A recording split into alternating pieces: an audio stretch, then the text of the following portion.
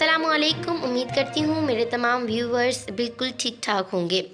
आज मैं आपको इस वीडियो में रजब के बाबरकत महीने की एक दिन की फ़जीलत बताने जा रही हूँ।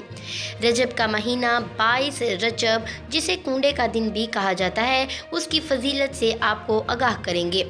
उम्मीद करती हैं पहले भी कुछ लोग इस बात से आगाह होंगे, लेकिन कुछ लोग नहीं आगाह होंगे। आज की मुकम्मल वीडियो देखने के बाद आप मुकम्मल तौर पर आगाह हो जाएंगे और कूंडों के मुतालिक जो गलत रवायात सामने आ रही हैं उसके बारे में भी आपको मुकम्मल तौर पर आगाह करेंगे। जैसे कि आप जानते हैं, कूंडे के दिन में नज़र पेश की जाती है। ये क्या होती है और ये क्यों पेश की जाती है, आपको बताएंगे। लफ्ज़ नज़र एक अरबी ज़ुबान का लफ्ज़ है जिसका मतलब एक नजराना पेश करना है। इसकी ज़ुबानी शक्ल में इसके मायने कुछ और होते हैं, लेकिन इसकी रूहानियत में इसकी फ़जीलत बहुत ज़्यादा है। नज़र के मायने अल्लाह ताला की बारगाह में कुछ पेश करना, जिससे अल्लाह ताला अपने बंदे से खुश हो जाता है। आइए चलते हैं कुछ ऐसे वाक़यात की तरफ जिससे आपको नज़र का मानी सही समझ आ सके। आपको बताते हैं कि कुरान पाक में हज़रत आदम अलैहिस्सलाम के दो बेटों की कहानी बयान की गई है। हज़रत आदम अलैहिस्सलाम के दो बेटों हाबील और काबील ने अपने रब के हुज़ूर नजराना पेश किया। उनमें से एक को कबूल कर लिया गया और दूसरे को मुस्तरद कर दिया गया। वो भाई जिसकी पेशकश को ठुकरा दिया गया, वो अपने दूसरे भाई जिसकी पेशकश को कबूल कर लिया गया उससे हसद करने लगा, और हसद और मायूसी के गुस्से में उसने अपने भाई हाबील का कत्ल कर दिया। इससे काबील का चेहरा स्याह पड़ गया और वो दीवाना हो गया, और वो क़यामत तक हर नाजायज़ कत्ल का बोझ उठाएगा। याद रखिए कि इस मिसाल में कुरान करीम में नज़र की बजाय नजराने का लफ्ज़ इस्तेमाल हुआ है। इसके अलावा कुरान पाक में एक और वाक़या कुछ यूँ बयान है कि हज़रत ईसा अलैहिस्सलाम बग़ैर बाप के पैदा हुए और यहूदी मरियम से ऐसी नाकाबिल तसव्वुर सूरत हाल के बारे में पूछ रहे थे। इसी मुश्किल को हल करने के लिए अल्लाह ताला ने सूरत दहर की आयत को नाज़िल फरमाया, जिसके तर्जुमे में कुछ यूँ हैं। फिर अगर तुमसे कोई बशर ये पूछे तो तुम कहो, मैंने रहमान के लिए रोज़ा की नज़र मानी है, इसलिए मैं आज किसी आदमी से बात नहीं करूँगा।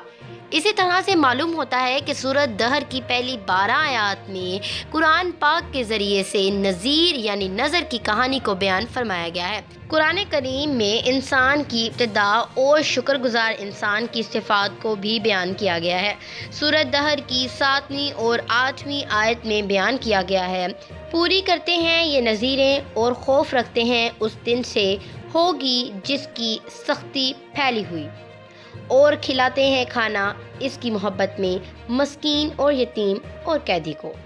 इन वाक़यात और कुरान पाक की इन आयत के तर्जुमे से हमें ये समझ में आता है कि अल्लाह ताला की बारगाह में किसी काम को हल करने के लिए या किसी काम की नियत करते हुए कुछ नजराना या नज़र पेश करने में किसी भी किस्म का मुज़ायका नहीं है।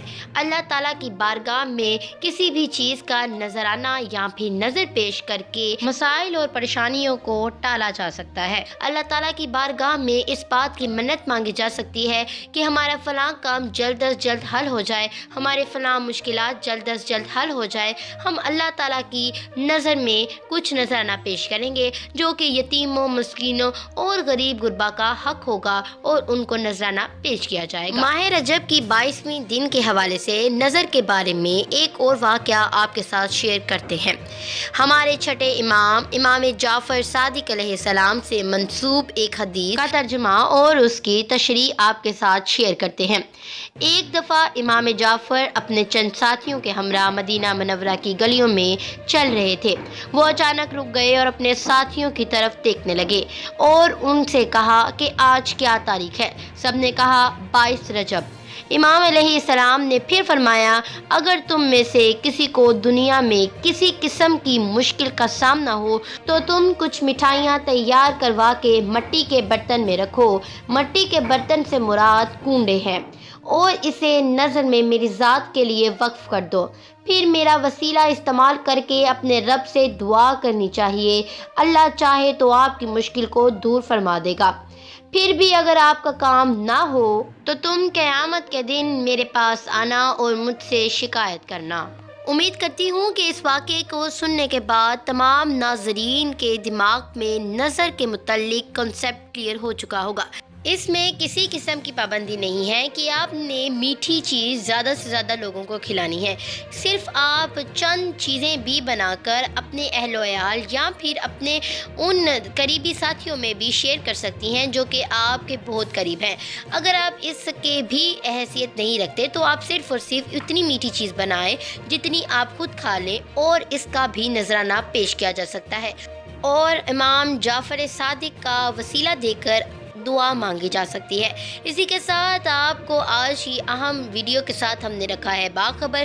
امید کرتی ہوں کنڈے کے حوالے سے آپ کے مائنڈ میں جو بھی کنسیپٹ تھا وہ کلیئر ہو چکا ہوگا، کیونکہ بہت سارے غلط فہمیاں انسان کے ذہن میں آ جاتی ہیں جس کی وجہ سے ایک معمولی سی بات کا غلط مطلب سمجھ کر اسے گناہ سمجھ لیا جاتا ہے۔ اسی لیے آج کی اہم ویڈیو کے ساتھ ہم نے آپ کو مکمل طور پر آگاہ کر دیا ہے۔ امید کرتی ہوں آپ کو بھی اس بات کی مکمل سمجھ آ گئی ہوگی۔ اسی کے ساتھ مجھے دیجیے اجازت، اور سب کو اپنی دعاؤں میں یاد رکھیے۔